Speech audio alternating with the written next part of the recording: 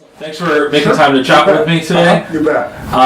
So I guess if you would just introduce yourself and tell us a little about your journey and how you came to being here. Well, okay, thanks. Jim Palmer, professor here in the Department of Education Administration and Foundations. Came here 27 years ago.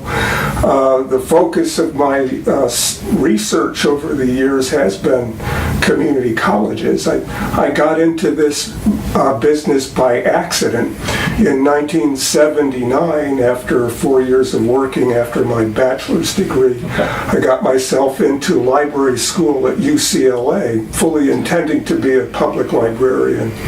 And being fiscally independent, I needed a job, and I wanted to get a job at the university libraries, but they only paid minimum wage, and I needed more than that.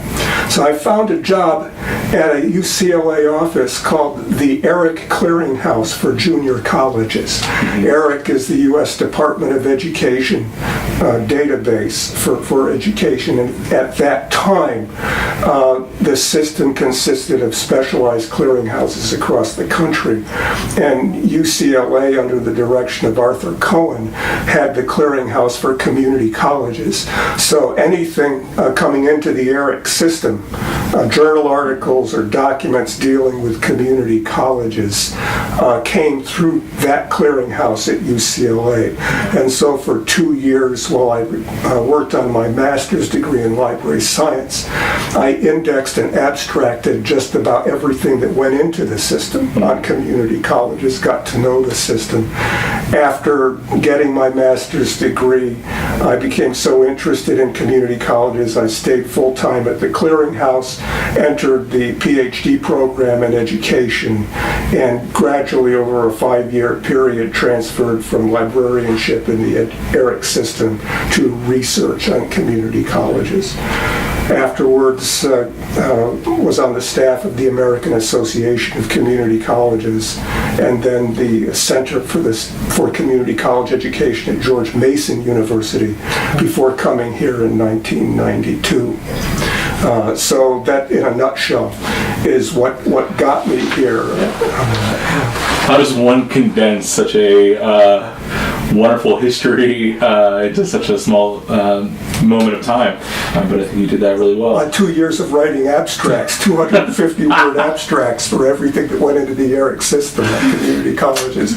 And so, is Arthur Cohen, the man who you worked with, still around and doing work on community colleges? Yes, he was at that time probably the premier scholar in the area, in the field. He started at UCLA in 1964 after having a career himself as a contractor, and he then dropped that after making lots of money and went into education. He was very concerned about this. Community colleges were growing in the 50s and 60s. He had a sister who taught at what was then Miami-Dade Junior College. He got to UCLA in 64, established the clearinghouse with the help of some scholars at the Graduate School of Library Science there, and it was through him that I was introduced to the field. Graduate students today don't often say, well, I studied with so-and-so, but I'm just of that generation where I can say, yes, I studied with Arthur Cohen and his colleague, Florence Brower, and worked as a graduate student not only in the clearinghouse, but in their nonprofit organization, which was called the Center for the Study of Community Colleges, which still exists today, and I'm on their board on that. So, wow. Yeah. I'm learning stuff from this conversation as well. I say that kind of half jokingly, as our students this semester will be reading works by Arthur Cohen. And so, can you talk to me a little bit about your understanding about the evolution of community colleges in American society and history, culture? Well, they're a uniquely American invention. I can't think of many other countries that have open access post-secondary institutions within commuting distance of just about everybody, and that not only provide vocational education, as many other short-cycle higher education institutions in Europe and elsewhere do, but also an opportunity to transfer on to the university. The idea of a public two-year institution standing between the schools and the universities is an old one in the United States. It emerged at around 1900, the end of the 19th century, beginning of the 20th century. And perhaps the best way of describing that history is to point to what is arguably the first public junior college in the United States, Joliet Junior College. Well, I mean, that's the lore that it's the first public institution. Junior college, we don't know, but it probably is. What happened was that the high school in Joliet, under the leadership of its school superintendent, tacked on grades 13 and 14 to the four-year high school program. And this movement, this development, was enthusiastically supported by William Rainey Harper, who was the president of the University of Chicago and one of the leading voices of the emerging universities in the United States. We see at that time high school leaders, and we have to understand that high schools were developing at this time. They didn't become commonplace until 1910. But high school leaders were arguing that 4 years of instruction didn't finish the job of secondary education, that students could benefit from 2 more years, particularly as new occupations arose that sociologists at the time deemed semi-professions, professions that might require some post-secondary education but not a bachelor's degree. So there were arguments among the school leaders that we need to expand what we call secondary education. The university leaders, like William Rainey Harper, on the other hand, were trying to situate their universities within the sphere of internationally known research institutions. And they wanted to rid themselves of what we now call the lower division, the freshman and sophomore years. William Rainey Harper wrote that the freshman and sophomore years of American studies, American colleges, that was really secondary school stuff.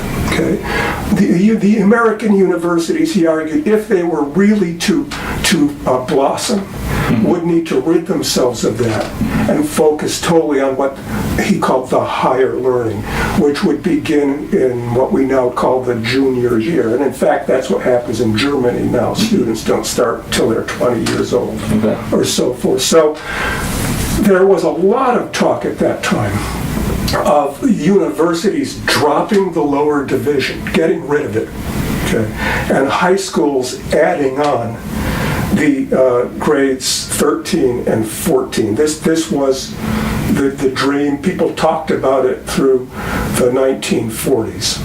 And so, in fact, many high school districts across the country did tack on grades 13 and 14. California enacted a law allowing school districts to do that in 1907.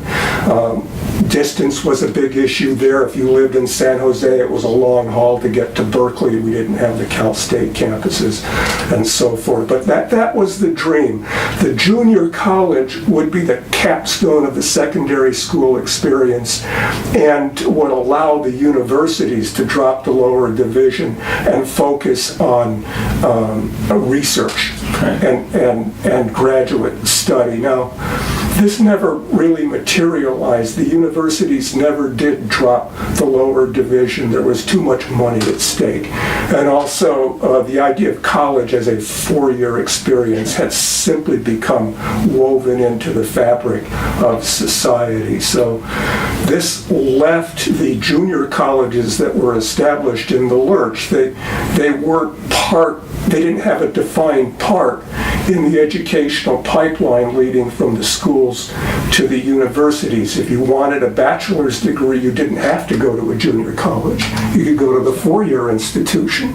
The idea was that anyone wanting a bachelor's degree would have to start at a junior college and then transfer on to the university if you met those requirements, but that didn't happen.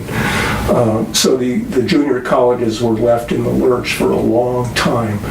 Up through the 1930s and 1940s, they promoted what was called terminal education, which is what we now might call vocational education, just a capstone education for people entering the trades and professions in the local area. But that was the original idea. Up through the 1950s, most community colleges were run by school districts. And so, in fact, in California, many of the community college presidents have the official title of superintendent/president. And in fact, we see many features of high schools in community colleges, such as a shortened time to tenure. At the university, it requires 7 years. At community colleges, it could be 2 to 4 years, kind of like a high school, and so forth. The faculty members at community colleges don't have to have doctorates. They have to have master's degrees, and they focus on teaching, just as they do in the schools. Each community college serves a district and serves the needs of the district, just as a school district does. So we see the features we see the roots of the community colleges in the schools. We see that in their structures today. And a big change, of course, happened after World War II. Okay. These junior colleges had been established. By the end of World War II, you had something like 330 public junior colleges and 330 private junior colleges. The post-World War II era saw a great boom in the enrollment of people in college, driven perhaps largely by the 1944 Servicemen's Readjustment Act and so forth, but also driven, I think, by policymakers who were concerned that access to higher education wasn't what it should be. That there were people out there who wanted a college education, who had the capacity for a college education, but simply didn't have the opportunity to do that. So the question arose about states had to determine, how do we expand access to higher education without breaking the bank? Okay, we can't expand access at the cost per student at the University of Illinois, which has graduate programs and medical schools and everything else. So the community college, the idea of the community college, promoted by policymakers, by community college, junior college leaders themselves, and so forth, emerged as an answer to the question of how do we expand access at a relatively low cost.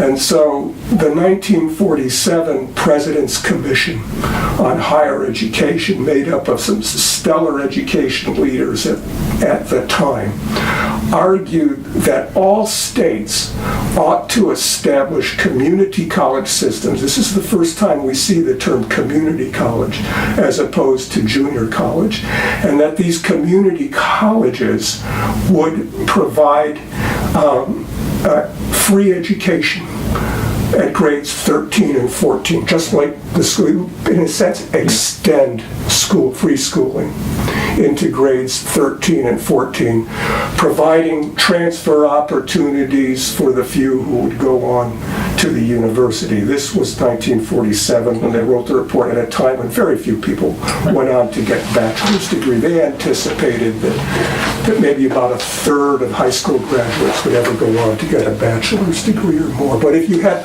local community colleges without residence halls, without PhD professors, just the first 2 years of college, you could greatly increase access to higher education and do it at a relatively low cost. So we saw a great expansion of public junior colleges in the post-war era. So as I said, in about 1945, we had about 330 public junior colleges, mostly operated by school districts. Today, there are about 1,000, depending on how you count them. Yeah. You'll see numbers anywhere between 850 and 1,200, depending on how you count it. And in most states now, these community colleges are part of the higher education system and not part of the schools. In Illinois, the 1964 Public Junior College Act carved up the state into community college districts, allowed voters in those districts to elect boards of trustees who would hire a president and get community colleges started.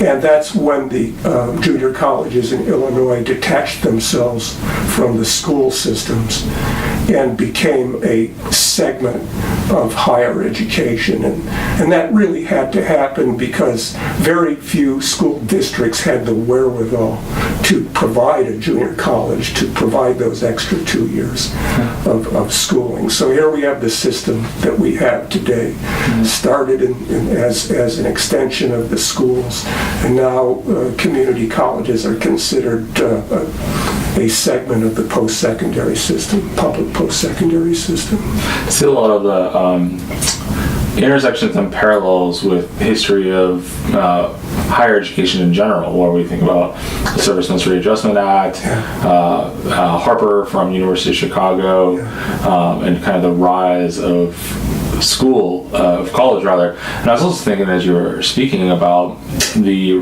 reticency of the expansion of the 2 years as part of high school and dropping the first 2 years of college, kind of at the same time that magazines like Life magazine were highlighting the college experience. And I wonder if we hadn't had those full page spreads about the college experience, if that idea might have taken off a little bit more than it had. You're saying that if Life and other popular magazines hadn't popularized the campus college environment, the ideal college? Yeah.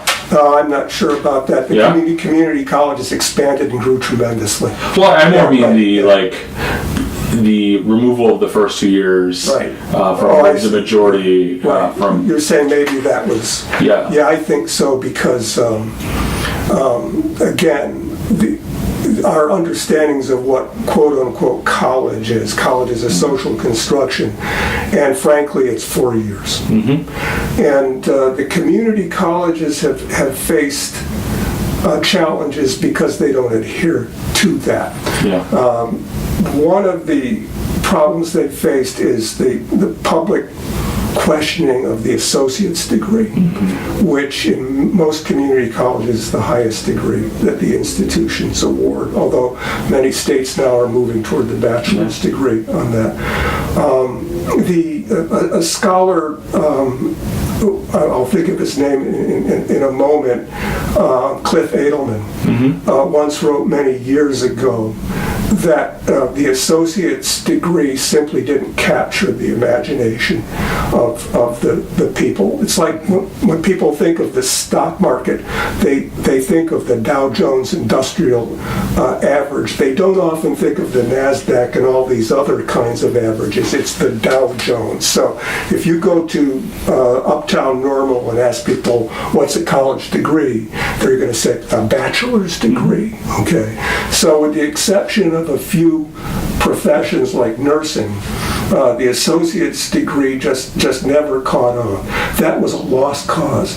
When I was a staff member at the American Association of Community Colleges, I worked on something called the Associate's Degree First publicity campaign, which was to try to promote the associate's degree. I'm telling you, that was totally a lost cause. And even in nursing today, there are great debates about whether or not registered nurses with an associate's degree have the same capacity as registered nurses with bachelor's degrees. That is a decades-long debate. I would argue the only reason why the associate's degree hangs on as a qualification for registered nurses is because there's such a demand for registered nurses right now. So we couldn't meet that demand if it were simply for the bachelor's degree. So the community colleges were another scholar once called them the anti-university college, that they were in fact institutions that bucked the norm. And the community college leaders I got to know as a graduate student who had started community college systems. I knew people who started community college systems in the 50s and 60s in Oregon, California, Texas, Florida, and Pennsylvania. And they would refer to the community college movement. And they viewed themselves as the people's colleges, and argued that they were breaking free of certain structures that inhibited access to higher education. But there are popular notions of what college is, and when you start deviating too far from those popular notions, you tend to lose your credibility. So if a community college, for example, focuses a lot on non-credit courses that deal with entertainment and hobbies and so forth, the public might question that.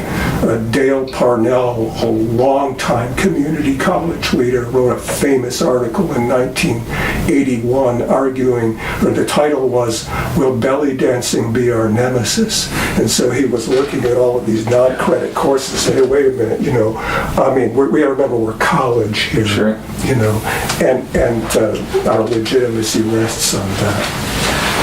I think it's funny. There's some parallels too with the four-year institutions. My previous institution taught classes on belly dancing. And they were, on the PE courses and the old joke about the underwater basket weaving, and so that's some of that connects with the four-year institutions as well, but to a much lesser extent than it likely would in community colleges. And I spoke in adult learners this past semester about the role of continuing education and adult learning at community colleges and how vital that is. And that's often not really thought about, I think, in my estimation, in the larger imagination of what community colleges can and should be, about places of learning that maybe not necessarily tied to credits.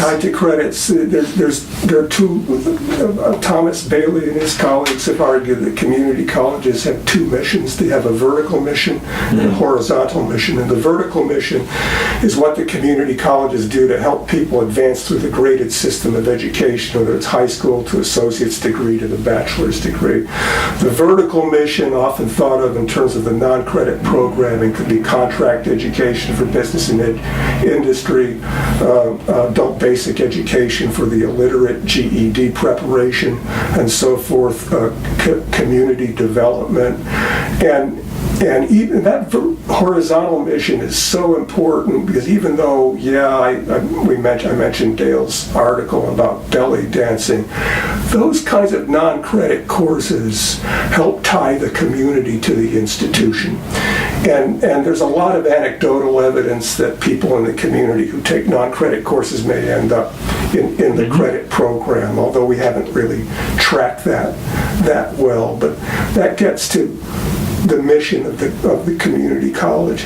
It's community college. It is responsive to the needs of the community. Sure. And it responds generally and classically in three ways. First of all, you talk to the community college leaders, they will talk about, first of all, responsiveness. We respond to the community. So Heartland Community College, I believe, has a higher proportion of students transferring and in transfer programs than other colleges, partially because of the different demands in the community. So responsiveness is important. The second pillar of the community college mission is comprehensiveness. You have a comprehensive curriculum. You have the academic curriculum leading up to the bachelor's degree, yes, but that doesn't meet the needs of the entire community. You also have community education, career technical education, and other services. So the college views itself as having a comprehensive curriculum, okay, which includes the vertical and the horizontal mission. The third pillar is open access. And open access is very difficult for a lot of people to understand. The community colleges aren't selective institutions, okay? They must admit anyone who has the ability to benefit. That doesn't mean that you can get into the nursing program just because you're a citizen of the area. You have to demonstrate your capacity to get into the program. And in fact, nursing is a very selective program, but it doesn't mean you can take Psych 101 if you don't have the reading ability required to complete that course. But like the schools, who must provide a service for everybody, the community colleges must do the same for adults in their particular district. So responsiveness, comprehensiveness, and open access have traditionally been the three pillars of the community college. So that brings us to my next question, which is about that open access element. And so, so as you talked a little bit about students can come in with the, what was the language you used, the ability to benefit? Ability to benefit. Yeah, and I think in my estimation, that's a really wonderful kind of mission. There's been some critique about the ability to retain students. And so what sort of relationship is there between that open access and the college retention? Well, Arthur Cohen always used to say that any institution built on easy access it will find it difficult to avoid easy exit. Now, there are a lot of reasons for this. Think of what it takes to get into a selective institution versus going to a community college. At a selective institution, you have to plan in advance which institution you want to go through, write your essays, go through the hoops of the admissions process.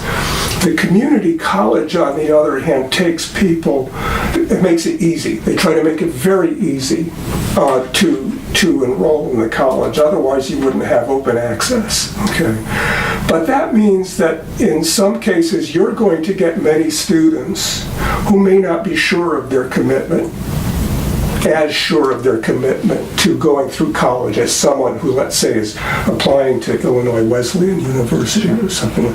We may be getting students who are just testing the waters, who are unsure of what they're doing. The community college, and when I say unsure of what they're doing, I don't mean that in a negative sense. They're just really trying to figure out what do they want to do. So, and that's just by virtue of that alone, you're going to have a higher quote unquote, attrition rate. You also are going to admit students through the open door with a wide range of academic experiences prior to coming to college. The greatest predictor of academic success in college is academic success in high school. However that's defined, and people don't have the same access to good quality secondary education. All people don't have that access. So many students are going to come to the community college not having had the opportunities to attend highly resourced secondary schools that someone entering a selective university is going to have. So you right away, you have an additional challenge there. Okay, so in many ways, the community college has the most challenging job in American higher education because it must educate a population with the widest variety of backgrounds. But remember, I got the issue of low cost, but with relatively few resources. Okay. So these are institutions that by and large don't have residence halls. Students are commuter institutions, so they're not living on campus. The way students here at Illinois State University do, they don't have that kind of experience and so forth. So the opportunity for students is there, but the challenges the community colleges face are really great. I mean, the easiest thing a college can do to increase its graduation rate is to become more selective. Period. Sure. University of Chicago has a six-year graduation rate of 93%. Yeah. I mean, the community colleges, not so much. But anyway, also, we have to remember that community colleges serve a lot of students who are there for other reasons besides getting a credential. Sure. There are many students who may start at Illinois State University, run into academic difficulties or some other problem that requires them to go back home, retreat, go to community college for a year, and come back to the university. There are students, as I said, are testing the waters. I attended a community college when I was a PhD student at UCLA in Los Angeles. I took 2 Spanish courses simply because I wanted to learn some Spanish. Sure. My 10 years of German did me no good in Los Angeles. So, but by traditional measures, I'm a dropout. But yet, those 2 courses I took benefited me a lot. Well, it goes back to the mission of anyone who can benefit, so you benefited. Anyone who could benefit. Now, we get back to resources. Now, there are limited resources. When I went to the Los Angeles Valley Community College to take Spanish, I was taking a college-level course, Spanish 101, Spanish 201. The state was subsidizing my education. Should the state subsidize the education of someone who had a bachelor's degree and a master's degree and was working on a PhD? Or should we reserve those resources for people who haven't yet gone in that direction? Can the community colleges do everything? And I suspect that because of limited resources, we're going to have to make some tough decisions about who is going to be eligible for the state subsidies that go into this open access mission.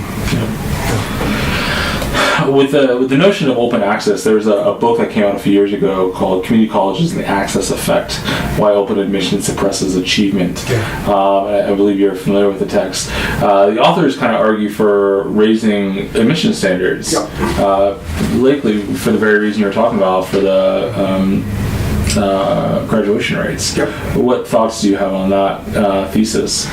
Well, it would be effective if you want to raise graduation rates. The question is, in the long term, does society benefit from that?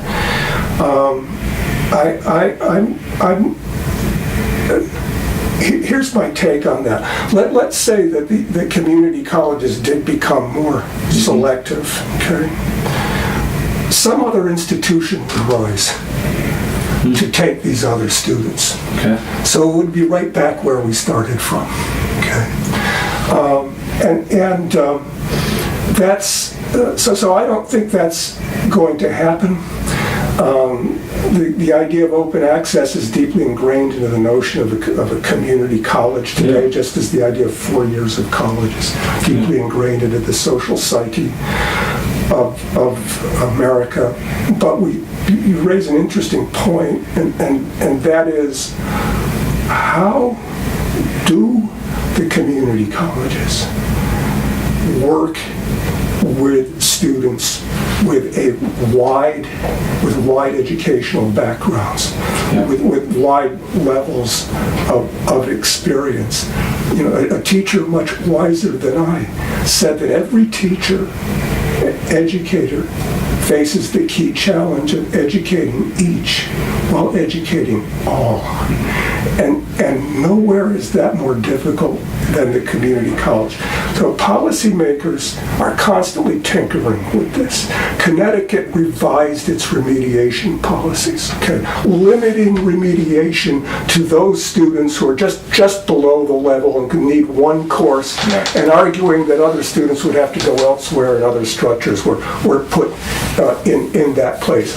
Florida went to an approach saying, well, you know, you can take the test, and if you need remediation, you don't have to take it. Okay, because they were arguing remediation doesn't seem to be working. There is no magic bullet to this. And this gets to the questions of what is college level work. We don't have any common understanding of that. If Professor A teaching Psych 101 up the hall has different literacy standards for her students than Professor B teaching Psych 101 down the hall, who's to say what reading skills are needed to attend college? And there is something to be said. Let's keep it open and provide opportunities for students to succeed. What seems to be happening now is that we are finally getting out of what I call the mode of quarantining students who need extra help. The traditional means of helping students who need extra reading or math help is to have them take a test, and if they don't pass at a certain rate, separate them from the rest of the students, put them in a special remedial course, and when they pass the remedial course, they can move on. Okay. That really has not worked. What community colleges seem to be moving on now toward an integrated model, where we allow students to take college level courses but provide them with the tutoring and assistance that they need as they move along. This requires a big shift in thinking about teaching. Many community college teachers are worried that if we allow students with quote-unquote inadequate skills to come into class, that will dumb down the class and so forth. But there are many other faculty members who are embracing this and working on it. And in any case, as Arthur Cohen and Florence Brower wrote, I mean, this is a college. You can't deny people access to the higher learning. If people need extra help, give them extra help. We're here to teach. That's what we do on that. So I would rather go down that model than simply say, no, let's just jack up the selection requirement. People can learn. What is a college for? It's for learning. Yeah, there's similar arguments about the K-12 system about remediation and whether folks should be separated out of the classroom or in the classroom.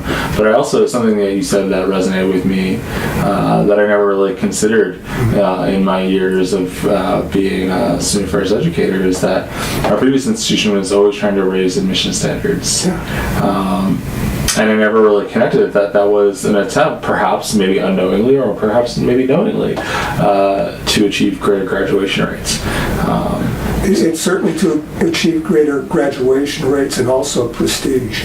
Alexander Aston wrote many years ago about what he called the resource view of prestige. An institution is prestigious to the extent that it had more Nobel Prize winners, it had a greater endowment, and also students were viewed as resources. To the extent that you have quote-unquote better students, you're a better, more prestigious institution. Isn't that interesting? Basing prestige on quote-unquote our students as opposed to what happens to them. Imagine, Aston wrote, if we base prestige on how far we take students. He called that value added. But our social understanding of college and education generally is based, I think, on something that I'll call sorting out. We in education know how to sort out students, and we do that in our higher ed system. But we don't really know how to make everyone a success. That's a key challenge that we're facing now. If you would, I recall you telling me a story about when you first got here, that there was some pushback that you received for being a community college scholar. Well, not being a scholar, I just would hear about, from various faculty members and others, negative perceptions of community colleges. When I got here in 1992, this was just a year or two after Heartland Community College was established. This community district held out for a long time. It did not establish a community college. There was resistance to it. We had Illinois Central College in East Peoria, Parkland College in Champaign, Illinois Valley Community College north of here, and so forth. So I remember speaking with one leader of ISU, and he was asking me, well, what do you study? I study community colleges, and he went into expressed his unhappiness with the fact that Heartland Community College had been established. Why do we need it? Because we've got Wesleyan and Illinois State, and we have a private college called Lincoln, and so forth. I would talk to faculty colleagues here at ISU. I've got committees, and we'd be talking, and they'd ask, well, what do you do? And I say, well, I write about community colleges. And every now and then, someone would say, well, my God, these community colleges, we know that the community college transferring students here, their quality's not very good. And I'd say, gee, that's interesting. How do you know that? Well, because I know so-and-so in this class, and he was a terrible student. He had transferred from such and such a community college. So it was all based on anecdotal information. I spoke with a dean and mentioned to the dean, about 50% of our baccalaureate graduates started at a community college, and she did not know this at the time. And she was shocked. She said, well, we have a problem. And I said, why do we have a problem? Well, she would say, how can we have full control over our curriculum and what our graduates know if all these students are coming in from the community college? So a lot of our perceptions of higher education is based on lore. And we need some good data to back it up. And as a matter of fact, there are data showing that the community college transfer students here do just as well as the native students moving on into the junior year. But I think that's changing. Community colleges have get a lot more respect now than they used to. Notice presidential campaigns. Presidential candidates campaign on community college campuses all the time. That didn't happen when I was a member of the American Association of Community Colleges in the 1980s. A lead education writer from the New York Times at that point told me, Jim, our readers didn't attend community college. And now look at how the New York Times covers the community college world. So I think community colleges are getting a great deal more respect now than used to be the case. So it's quite different. You shared earlier that you spent part of your life in California. Yeah. California has in my estimation, a pretty unique system of community colleges. Can you talk a little bit about the system out there and how it might be unique versus some of the other systems across country? Well, it's unique in the sense that it's older than many other states. It's also bigger. I mean, California is simply a big state. When I left California in '87, there were 107 community colleges. I don't know how many there are now. I think it's closer to 120 institutions, but it pretty much there are some similarities with Illinois. Each community college serves a district. Mm-hmm. There's a locally elected board of trustees. In fact, Jerry Brown got his start in politics running for the board of trustees for the Los Angeles Community College District decades ago. There is the community colleges in California are governed locally as they are in Illinois. But Illinois and California are also similar in another regard because of the deep history of community colleges in both states. A large proportion of students leaving high school and going into public higher education will start at community colleges, much larger than many other states. The last I looked at it was in Illinois and California. I mean, it's somewhere between 60 and 70% of the young people who graduate from high school and immediately enter public higher education within the state will start at a community college. Okay, so it's much lower in other states like Connecticut, where I'm from, where community colleges didn't get started until the late 1960s. But in California, the community college system that we know today emerged from the 1960 master plan for higher education, which divvied up public higher education into three systems. An elite University of California system with anyone in the top, supposedly the top 12.5% of high school graduates can get into a University of California campus. And then the Cal State system, in which anyone in the top third can enter the Cal State system, and then it's open to anybody, at the community college on that. So it was pretty much divvied up that way. When I say top 12.5%, that's not based on your particular high school. It's just that the University of California must arrange its admissions procedures such that they can pretty much be sure that the only people getting in are the top 12.5%. So we had a status hierarchy, right there. And we see greater proportions of low-income and minority students in the Cal State community college systems than in the University of California system. Though some strides, have been made there on that. This is a big challenge facing American, higher education right now. That very selective institutions have not yet reached a point where they are, in fact, admitting really a representative swath of society.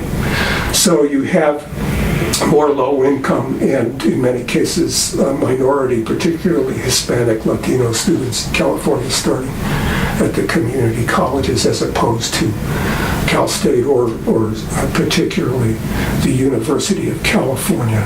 Now, there's a lot of concern about this. There's a social justice issue here, obviously.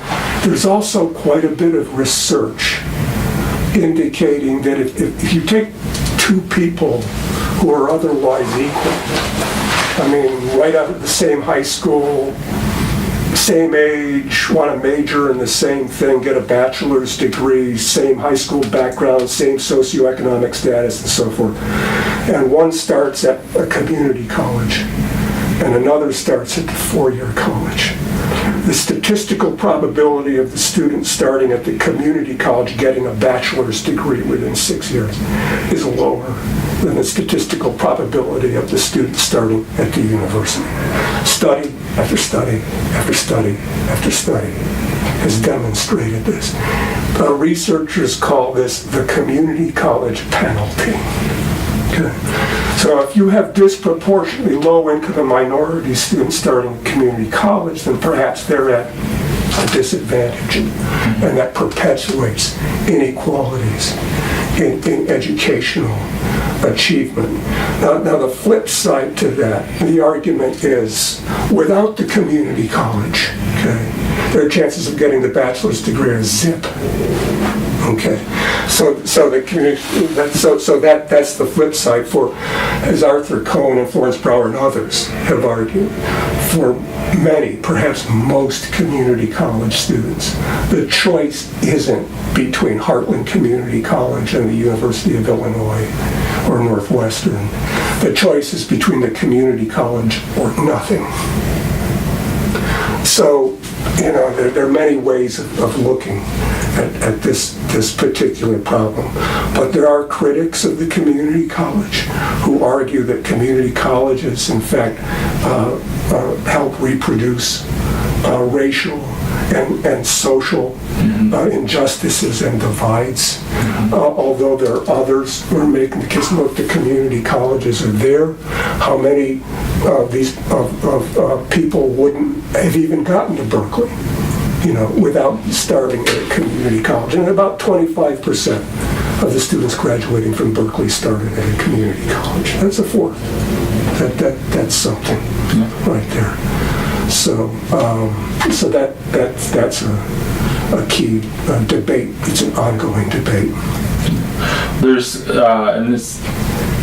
Moving on to a similar, perhaps connecting topic, I think, you know, in Florida, another, I believe, big system, 20 of their 28 community colleges are now offering baccalaureate degrees. Right. And a number of them in Florida and other spaces will have removed the name community from community college. They did it. Right. Is this either an attempt to remediate kind of what you're talking about, completely unrelated to what we were just discussing about the penalty, the community college penalty?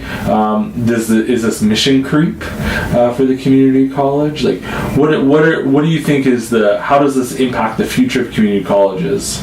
Well, it depends on who you talk to. And of course in Florida colleges are accredited by SACS, the Southern Association of Colleges and Schools, and that accrediting body simply won't if you're offering a bachelor's degree, you can't use the term community college. So they got rid of the term community college. There are other community colleges in other states that award bachelor's degrees. They still use the term community college there on that. There is the mission creep argument. There are many state university people in Florida and elsewhere who are arguing that there's no need for the community colleges to be doing this, that they're creeping into turf that they shouldn't be creeping into. There are also many community college advocates who are looking at this, calling it mission creep, and arguing that we are abandoning our original community focus by moving into a bachelor's degree arena. We have to do much more, they would argue, than just transfer education for bachelor's degrees. What about voc tech education? What about community education and everything else? So there's the mission creep argument. Proponents of the baccalaureate degree are arguing that that the community college is, number one, responsive to the local community. If there is a demand for bachelor's degree education in the community that the state universities aren't meeting, okay, then it's our obligation to provide it. So that is the argument of the many in the Community College Baccalaureate Association, which is the advocacy group, has been for a long time, promoting this. There are place-bound adults who go to community college but can't travel 100 miles to the state university, and that's why many community colleges have arrangements with online four-year programs so students can go on. So you have the proponents arguing that, hey, we're tacking on the bachelor's degree because the community needs it.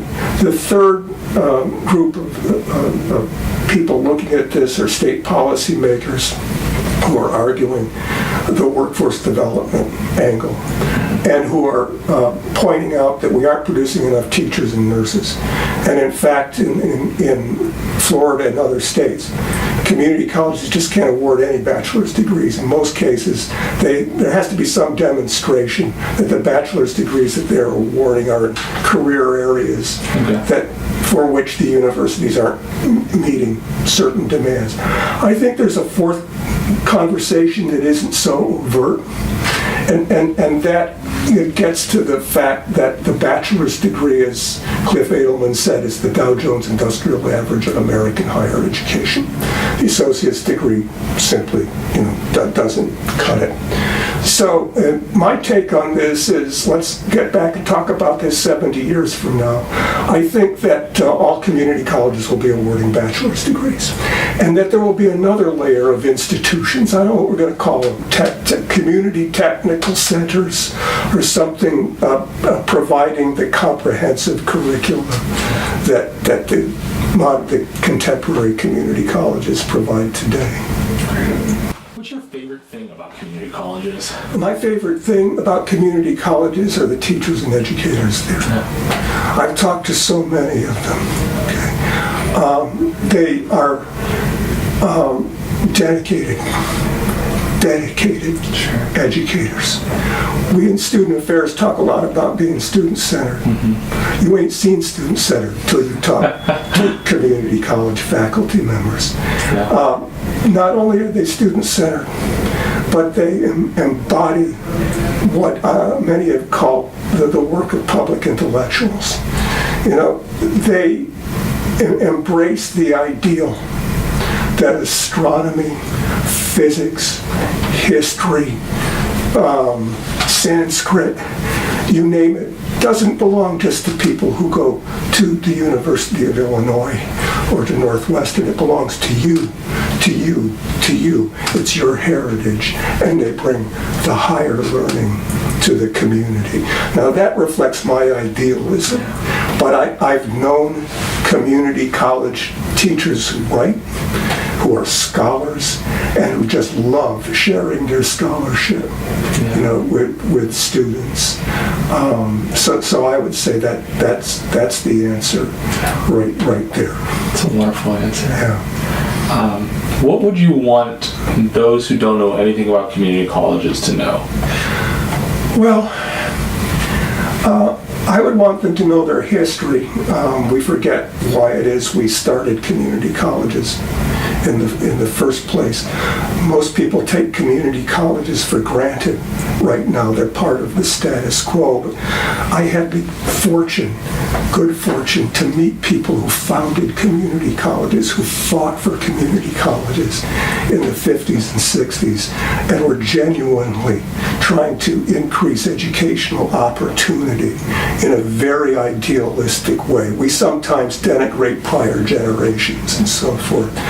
But I'd like folks to remember why it is we created the community colleges in the first place. I'd also like people to understand what a difficult job they have and how they try to carry out that job with so few resources.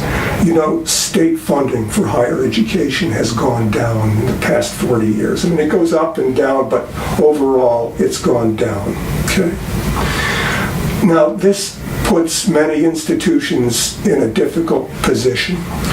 The selective institutions, like the University of Illinois, have the ability to raise alternative revenue streams to make up for lost state funding. So the University of Illinois, for example, can raise quite a bit of money through alumni, through grants, through its healthcare operations, and so forth.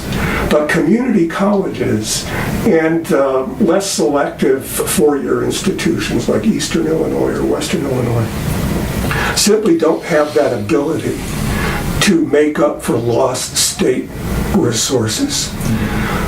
So I think this is a real problem for community colleges, and we have some data showing that the cost per completion at community college, let me put it this way, when you look at data on cost per completion, community colleges are creating more completions, that is degrees, at a lower cost than ever, much lower than other institutions.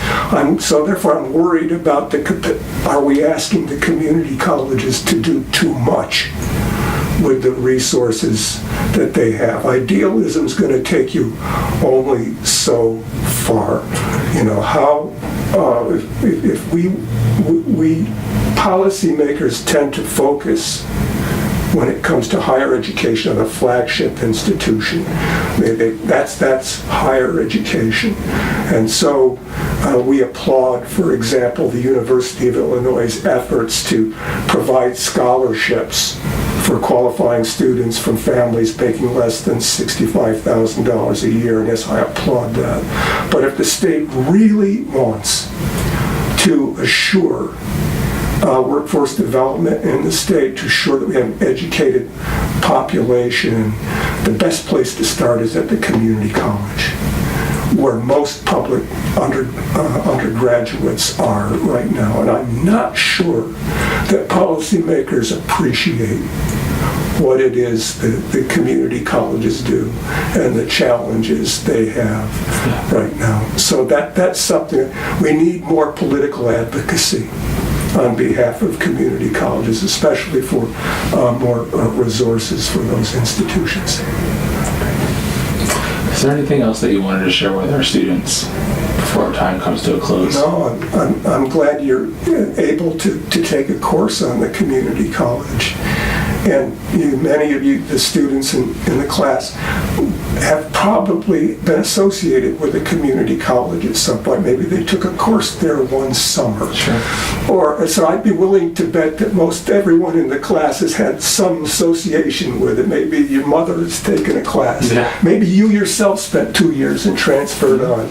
But I bet you if you took it, if you just asked the question, what has been your association with the community college, I'd be willing to bet that most folks in the class had some connection with the community college in their lives, and that alone speaks to the importance of the community college. It's not just the first 2 years of college. It's like a museum or a library. It's there for people to use as they need it, as they grow older and live. And when I retire, I'm probably going to go to community college and study math. So it's wonderful. I've joked about